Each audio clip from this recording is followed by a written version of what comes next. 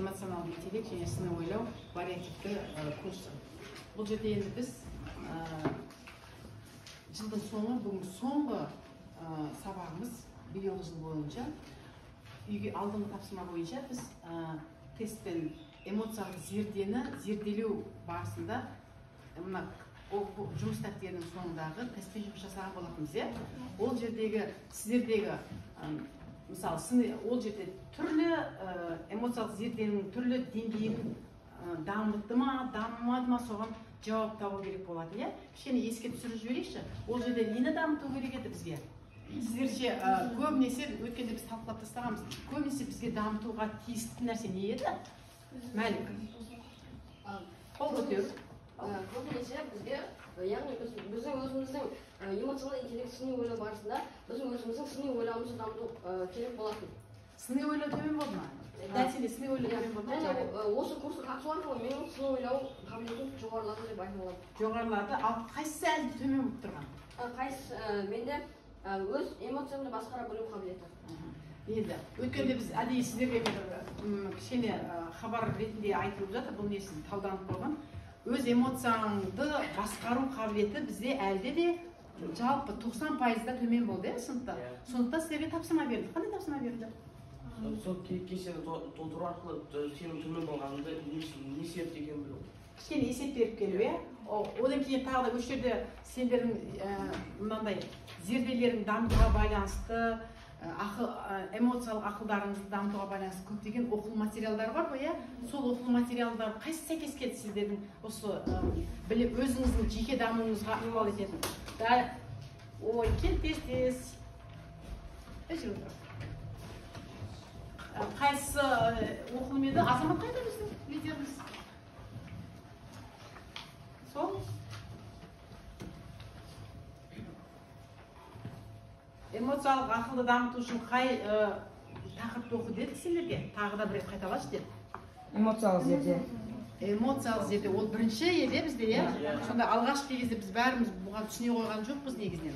Соған біз қайтадан оралып та эмоциялық зерде деген оқылымды оқып, сол бойынша кішкене өз-өзіңе есеп бер деп тапсырма берді. Әрдайым сабақтан кейін күнделігіңді жалғастыр деген тапсырма беріледі, балалар, өздерінің жеке күнделіктерің бар. Ал енді кім не айтады? Сіздер жаңағы эмоциялық зердені оқыған кезде не түйдіңіздер?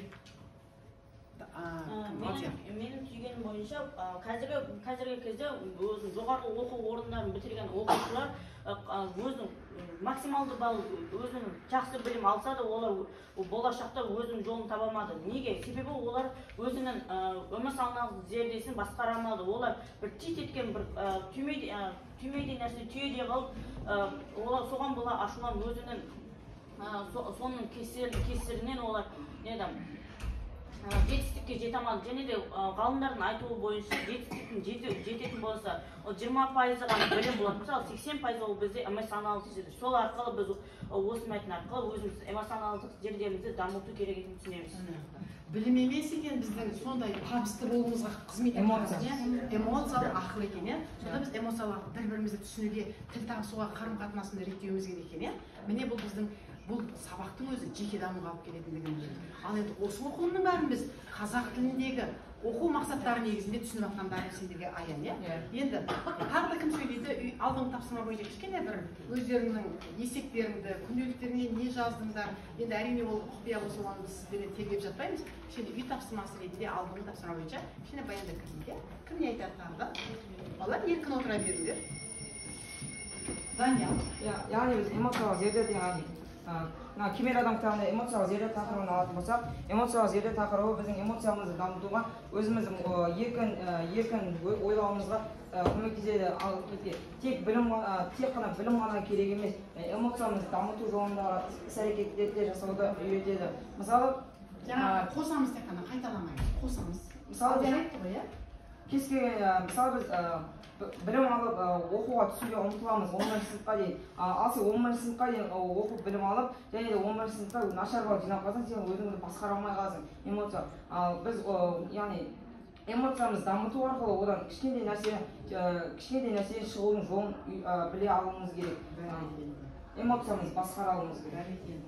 жаңағы мысалға не дейді сынақ деп айтады ғой мұсылманда иә ол әрбір сынақты көтере білу үшін біздегі өзіміздің эмоциялық сезіміміз ақылымыз мықты болу керек ал қазіргі кезде қажетті нәрсе сол ғой әнесіге оқып жатады енді балалар осы кітаптың дені соның бәрі бізді жан жақты дамытуға алып келіп тірелетін материалдар бар екен енді бүгін сіздермен қазір жаңа сабақты бастамас бұрын әдеттегідей біз өзімізге сенімді мақсат қоямыз иә сенімді мақсат әдісімен көркемдегіш құралдарды қолдана отырып бүгін өзімізге мақсат қояйық сабақта лек айтайық қане біздің әлиханымыз ол жерде енді сөйлейтін жігіттеріміз келмей отыр ғой ол бір бірімізді ауыстыра аламыз иә рамазан қандай лек айтамыз біз осы келесі сабақта осы эмоциямызды басқара алып осы бар білмеген немесе төмен болған жағдайларды көтеріп білім нәрімен сусынданып оттай лаулап осы сабақты жүргізейік ой бәрекелді осы сабақта оттай лаулап өзімізді от болайық иә бұлардың бәрі кешеде балалар солай айтқан еді және кім айтады тағы жасмин біздің бүгінгі сабағымыз күндей жайнап өтсін жақсы бұлар күнде отты жақсы көреді тағы да кім ереке біз осы бүгінгі сабағымызды күннің нұрындай осы сіздің эмоционалдық интеллект кітабыңыздың судай тасып жатқан сабақ мәтін тапсырмаларын өтіп жақсы сабақ болсын судай тас деген тілді керемет айттың да сәл өтпей жібермей жарайды мақұл рахмет балалар ал енді жаңа сабағымызды бастайық бүгінгі жаңа сабағымыздың өзі сыйлық жасау жақсы әдет балалар сыйлық жасау жақсы әдет бұл енді бұл оқу материалдары сіздің жеке дамуыңызға әсер етеді әрі қазақ тіліндегі оқу мақсаттарымен жұмыс жасауға әкеледі. Бүгінгі оқу мақсаты, екі оқу мақсаты келді. Оқылым стратегияларын қолдану, зерттеп оқу. Оның ішінде бұл жерде комментарий жасап оқу және зерттеп оқу бар еді ғой, иә? Соның ішіндегі зерттеп оқимыз. Одан кейін эссе құрылымы мен даму жүйесін сақтап, тақырыпқа байланысты берілген мәселенің оңтайлы шешу жолдарымен немесе себептеріне өз көзқарасын жазу. Кейін мен ридерлермен де мен жерге отырамын. Жылдан мен жерге отырамын.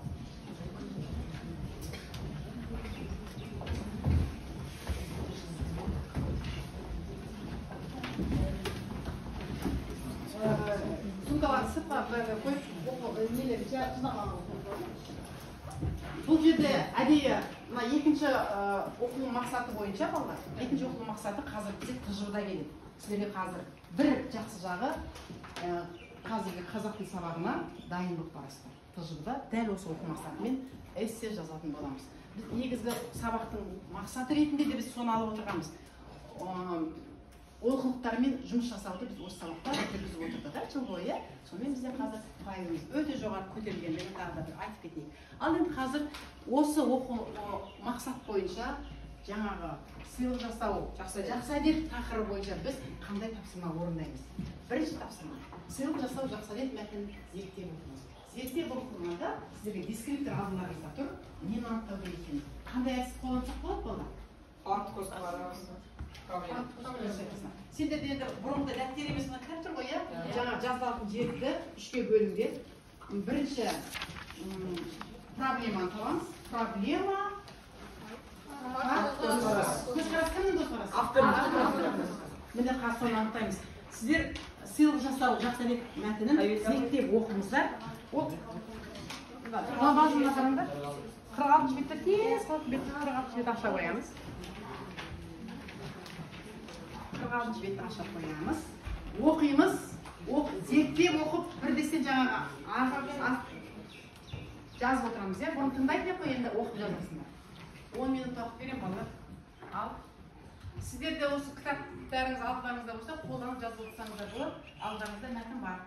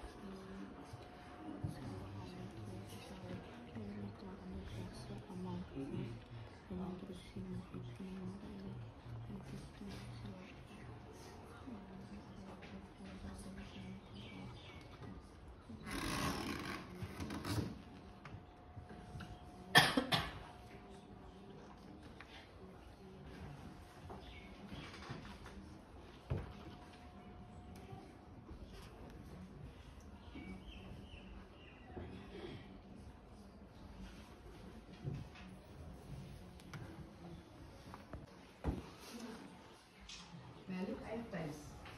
Иә, аяқтаймыз. Осы үлгіге жеткізді дейін, жалпы мәтінді оқып, бұл жерде мәселе бұл мәтінге түсіну, ол жердегі проблеманы анықтау, проблемаға факты, одан кейін оған жазатын автордың көзқарасын анықтау. Иә, бұл жерде әрі оқу стратегиясы және тағы бір оқу мақсаттары орындалып тұр, байқайсыңдар ма? Ал енді кімден сұраймыз біз? Кім айтады? Және қай жұптардан сұрайды екенбіз? Қыздардан сұрайды бірінші. Егілік сіздер. Мұқият тыңдап отырыңыздар, бір-біріңізді толықтырыңыздар. Жарайды ма, иә? Әртүрлі болып қалуы мүмкін. Проблема бізде қазіргі кезде адамдар сыйлық алуды ұнатпағанмен сыйлық беруді ұнатпауы. Көзқарас бізде мұқтаж адам. Проблема көп адамның сыйлық бергісі келмейді. Бірақ алғысы келіп тұрады. Бұл, көзқарас ол бізде мұқтаж адам берген сыйлықты екі есе артық етіп қайтады. Не ол? Жоқ, көзқарас. А факты қайсы? Факты бізде ол адамдар сыйлық алуды, сыйлық беруді ұнатпаған адамдарды ол эгоизм, ішіндегі эгоизм деп ойлаймыз. Жарайды. Автор көзқарасы не болды? Анықтаушы автор көзқарасын. Мұқтаж адам берген сыйлықты екі есе артық етіп қайтады. Алғанын қайтар деп атыр. Жарайды, Данияр. Біздің проблемамыз адамдардың бәрі сыйлық алғысы келеді, бірақ сыйлық беруде құлықты еместігі проблема болып тұр. Ал біздің автор көзқарасымыз сыйлық сенің қадір қасиеттерінің жоғары айғағы деген автордың көзқарасы болады. Керемет. Автор бірлеріңе сыйлық беріңдер, сонда араларындағы бір-біріне деген сүйіспеншілік артады. Керемет. Факт сол, бір-біріне сыйлық берсең, ғана сүйіспеншілік артады, адам бір-біріне алып қойып, біреудің беріп қайтын тағы да кімде қалай болды? Азым. Асылдан екен, ме? Проблема адамдардың сыйлықты алып, бірақ біреулерге сыйлық беруін аяуы. Факты. Алла елшісі саллаллаху алейхи ва саллям осы мәселені үмбетіне өсиет еткен бір хадисте бір-бірлеріне сыйлық беріңдер, сонда араларында бір-біріне деген сүйіспеншілікті артады. Хадиспен дәлелдеп жатыр. Енді автордың көзқарасын келтіретін болсақ, автордың көзқарасы, егер сыйлық сыйлайтын болсаңдар, адамның арасындағы сыйластық артады деген ойға тұжырымдап тұр. Бізде қара, оқылым тақырып ашылды, тақырып ол жердегі проблемаға сәйкес фактіні, одан кейін автордың көзқарасын бір-бірімізге сәйкес келді қазір. Үш жұпты тұрғызғанмен үшеуі де бәрі бірдей айтты. Міне, осы сыйлық алуды бәрі жақсы көреді екен расында. Ал беруде соншалықты аяйтындығы. Ал егер сіздер бір-біріне сыйлық беріп жатса, ара қатынас түзелетіндігі. Біз бағанағы жаңа сіздердегі зерде жаңағы басқамен қарым қатынас ақыл зердесі бар ғой, иә, осылай дамиды балалар. Одан кейін фактіні хадистермен келтіріп жатсыңдар. Иә, бір-біріне сыйлық беріңдер, сонда ғана жақсы боласыңдар. Керемет балалар. Ал енді осы тақырыпта екінші оқу мақсатын орындаймыз. Екінші оқу мақсаты жаңа дискуссивті эссе жазу керек еді ғой, оған тақырып бар. Тақырыпты сендердің кітаптарыңда тұр бала. Бұл мен ұстаздар үшін әліпбекке қойған болатын. Адамдардың көпшілігі сыйлық беруге келгенде құлықты емес деген пікірмен келісесіз бе? Өз көзқарасыңызды жазыңыз. Сіздердің жұмыс дәптерлеріңізде дескрипторларда тұр, соны қараңыздар да. Жеке жұмыс енді бұл, бұған әрине сіздер 15 сөйлем жазуларыңыз керек, ойланып жазуларыңыз керек. Тақырыпқа, дескрипторға қараңыздар, осы бойынша жазсаңыздар, қазір сіздерде керемет эссе шығады. Бір 15 минут беріп қояйын сізге, иә? 10 минутта жетеді, бірақ 15 минут бермейді. Уақыттарыңыз аяқталды.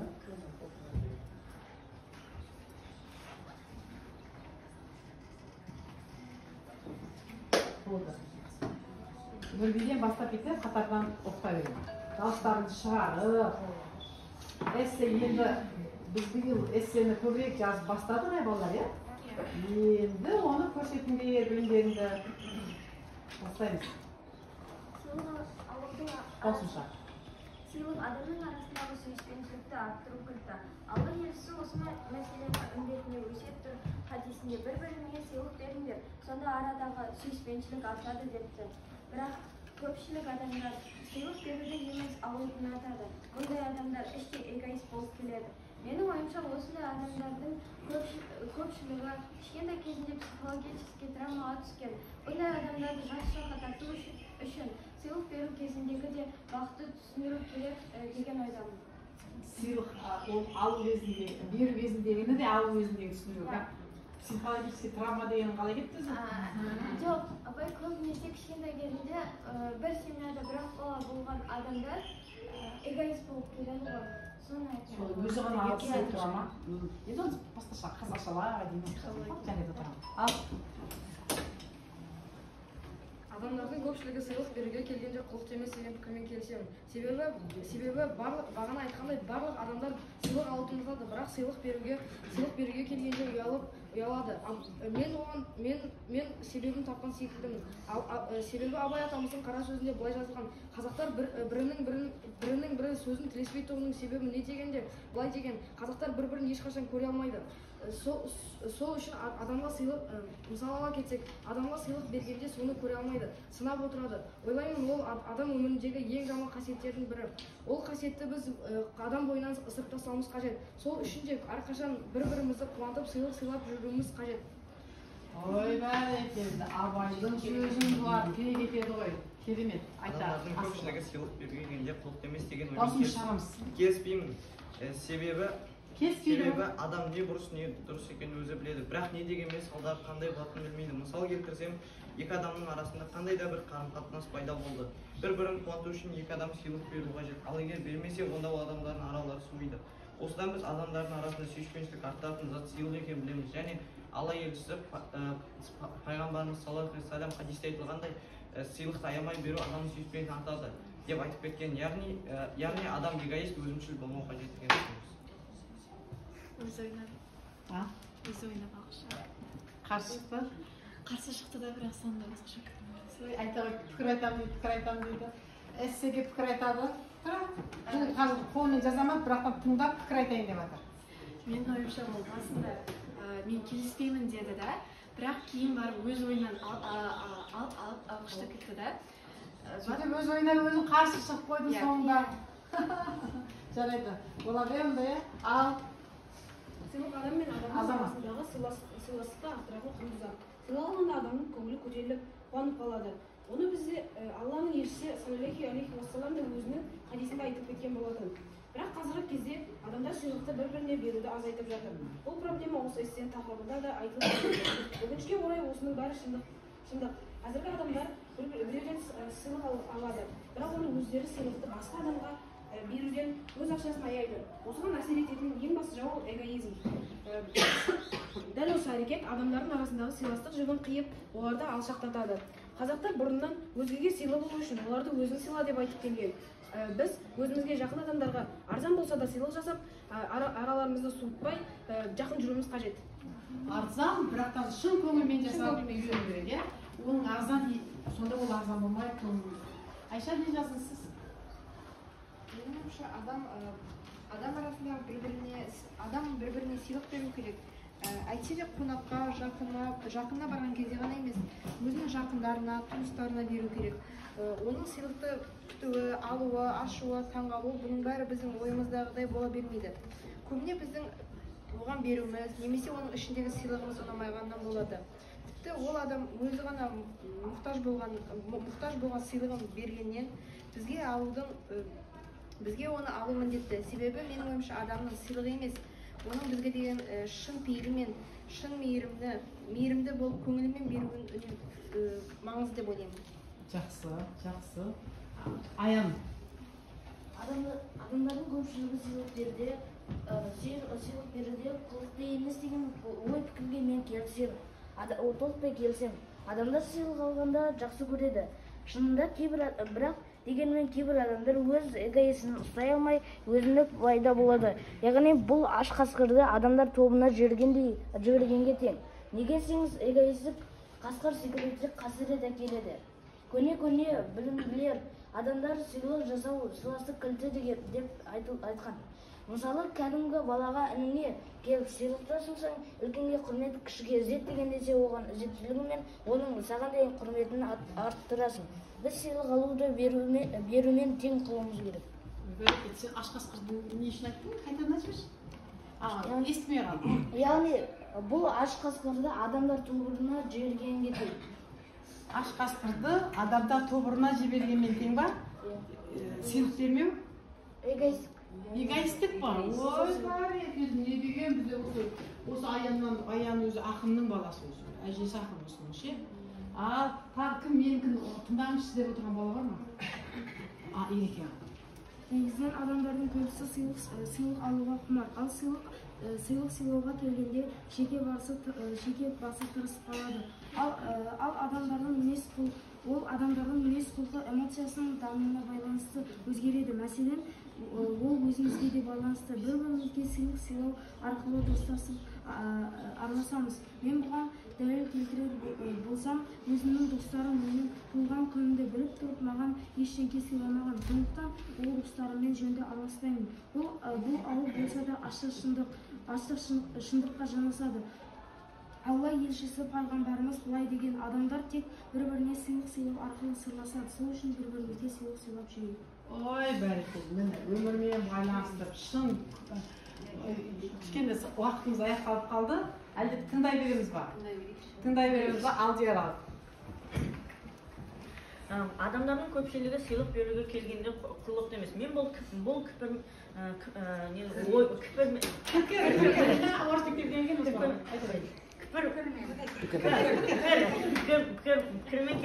келіспеймін.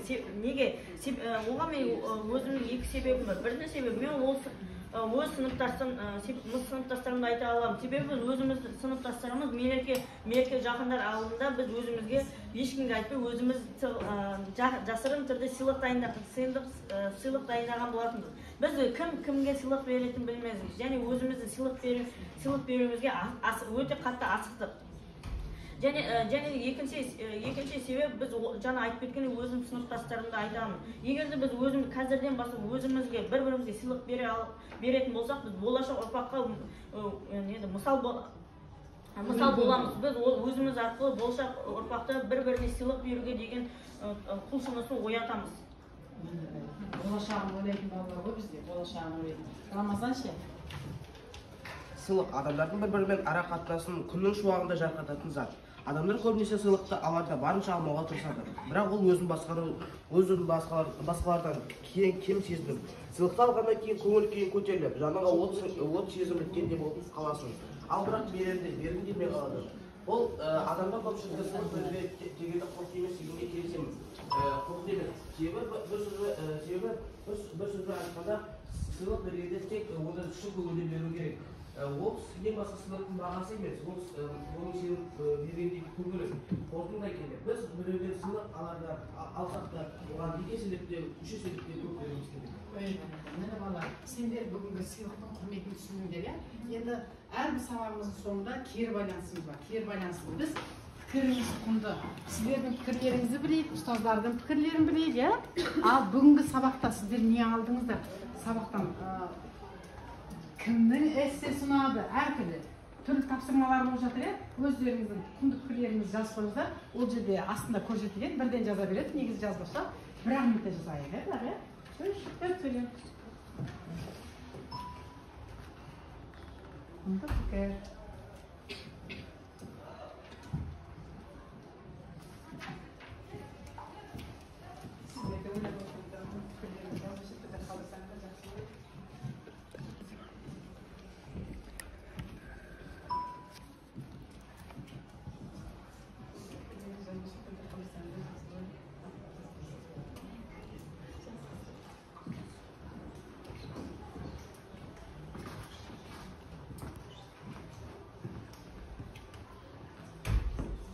Енді сияқты жазбаймыз, иә, балалар, жарайды, аяқтаймыз.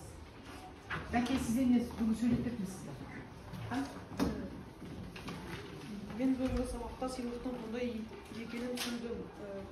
Маған бүгінгі сабақта Асылтайдың жазған эссесі ұнады. Себебі ол осы эссеге Абай Құнанбаевтың қара сөздерін қосып жазды. Керемет. Дұрыс қолдана білді, иә? Алдындағы білімдер дұрыс қолданғандығын бағалап жатыр. Керемет. Отыра ғой. Тағы да. Раяна.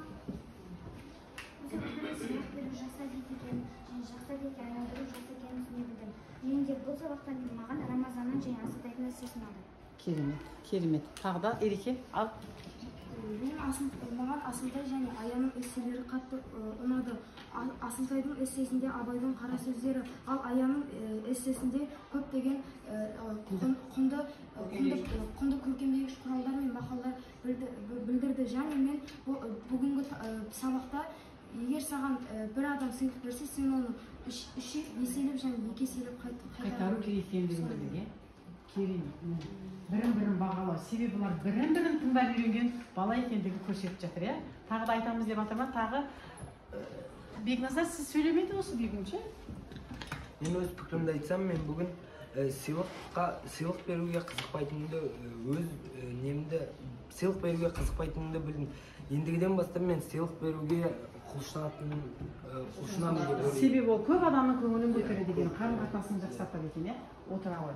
Онда енді қазір кезде парамен айырбастап жібердік қой, ол параға кетіп қалмау керек та, шын көңілден сыйлап беру керек. Өзіне күштіге ғана емес, иә? Қазір күштіге ғана беру сондай проблема болып кетті ғой. Ал енді ұстаздардың құнды пікірлерін тыңдайық. Сіздердің бүгінгі сабақтарыңызды көріп, осы пәннің қызығын көріп, пәннен қазақ тілінің оқу мақсаттарының байланыстығын көріп отырған ұстаздарға сөз беріп қояйық, қане? Сіздердің құнды пікірлеріңіз. Біртіндеп тұрғызайын ба сіздерді?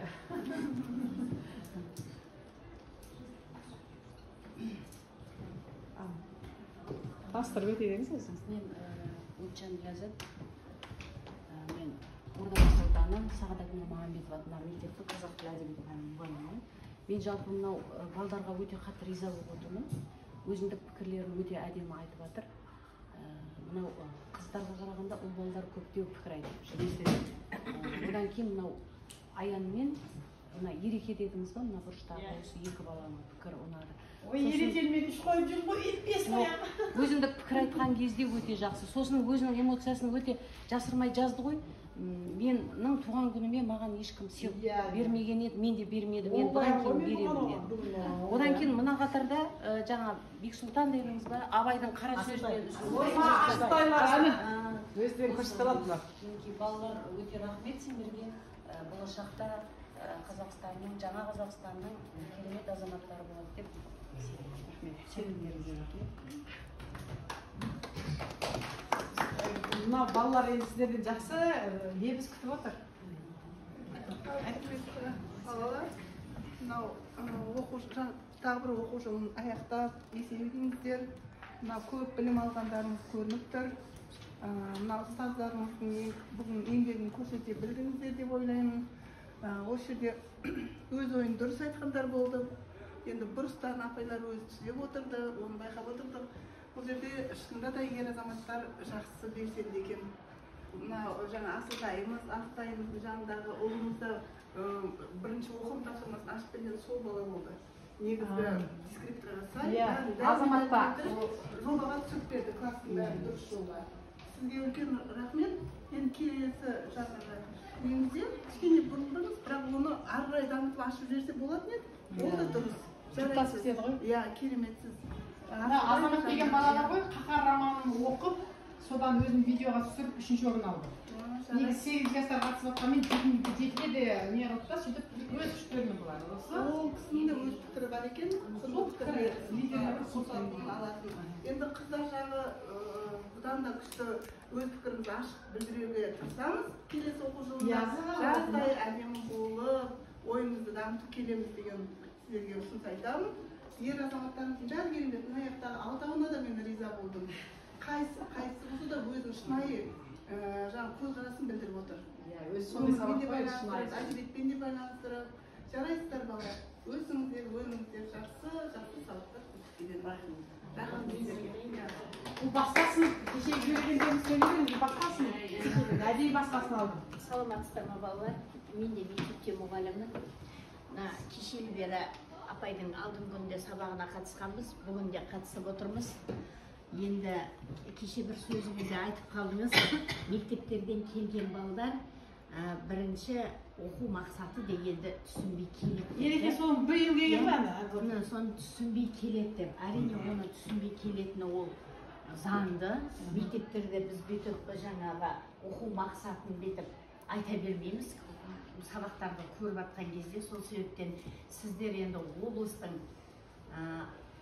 бал қаймақтары, мынау керемет оқушылардағы екінші дарын мектебі болғаннан кейін сондай ерекше қабілеті балдарға сабақ беріп атқаннан кейін солардың қабілеттерін бір жыл көлемінде осы бір-ақ жыл оқу жылы болып тұр ғой, осындай деңгейге жеткізген сізге шығармашылық табыс тілейміз. Мынау балаларыңыздың енді қазір маған жаза алмаса да өзінің пікірін айтып, өзіне қарсы пікір айтты деген қыздың ойына мен келісемін. Дегенмен бұл жерде жазу дейтін көп адамда айтылым дағдысы дамығанмен жазылым дағдысына келгенде шорқақтаймыз. Кешегі бір сабақта бір бала ауызша айтып тұр ғой, бізде де сондай оқушылар кездеседі. Жаз десең басын бастап қояды да, ары қарата зырылдап құрастырып ататындар бар да, сол сияқты. Бірақ дегенмен оны көркемдеуіш сөздермен әдемі қылып жеткізудің өзі ол өте ерекшелік, өнер деп есептеуге болады оны. Енді болашақта мына жастардан мен егемен мына болашақ жаңа Қазақстанның ешкімге есесін берместен, есенлерін жіберместен, ешқашан еңсесін түсірмейтін керемет ұрпақ келе жатқанына мен сенемін. Осылардан үміттенейін.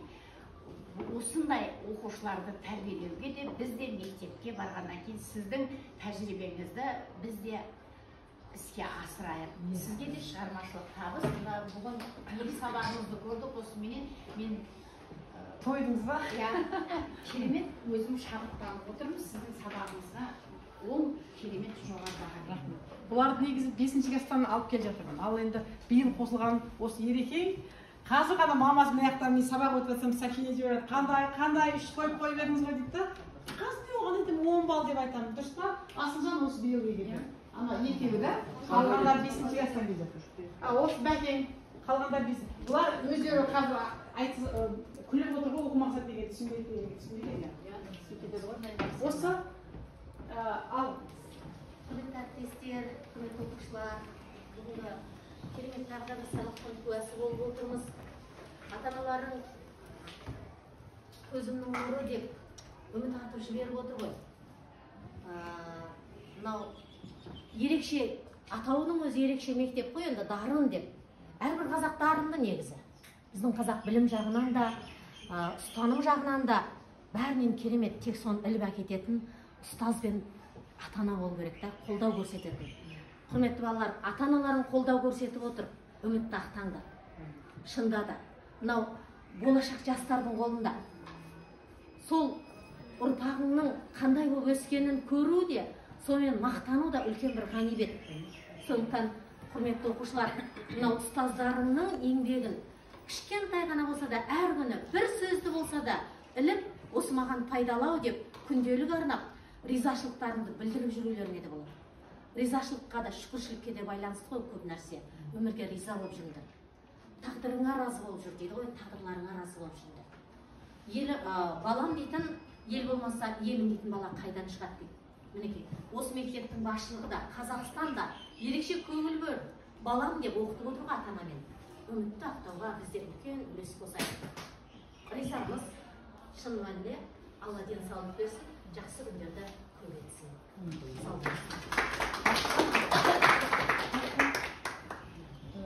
Енді рұқсат болса оқушылар жібере берейін, балалар рахмет сендерге, Алла разы болсын. Керемет балалар екен. Керемет сұлу екен. Барлығы Құшақтарыңыз бар ма? керемет бапай. Сөйлеген сөзіңіз, балалармен қарым-қатынасыңыз бәрі жақсы екен. Баланы жақсы көрем, басқа... Бәрімізді жақсы көрем, содан кейін жүгірсек. Демаламын, жаңа ашыларым келіп қалған, көремін, что күліп кетемін осылардың. Сен ғой, соған қуанамын өзім Аллаға, сондай еңбек бергеніне қуанамын. Сіздердің келіп, құрмет көрсетіп, балаларға әдемі сөз айтқандарың үшін рахмет. Олар сондай көтеріп қалды, сенім, кеше баланы байқадыңыздар ғой, менің сенімім өзіме артып тұр ғой. Сол жазушы болайын деп жүрген бала жаңа, өзі айтып кетейін деп айтсыз ғой саған ше. Сәл-сәл анай ықылықтап сөйлешіп, соны сөйлеткен сайын анау ықылығы қойып жатыр. Ананы тыңдағым келмейтін кездер болатын 5-ші жаста ше. Сонда бірақтан енді ана бір құдайдан қорқасың алдыңызға сондай оқушылар келіп жатыр. Соны не қайтып жатыр. Ата-ана білгенде осындай ортаға беріп жатқаны. Өзіне сенімділік артқан сайын қайтады ғой. Қойшы тыңдамай қойсаң ол үшін школа ма? Ол сенім да, сенімін не қылу керек.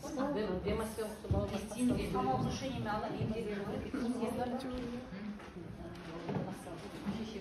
Болдық па? Жақсы болды ма? Келіп тұрыңыздар, хабарласыңыздар.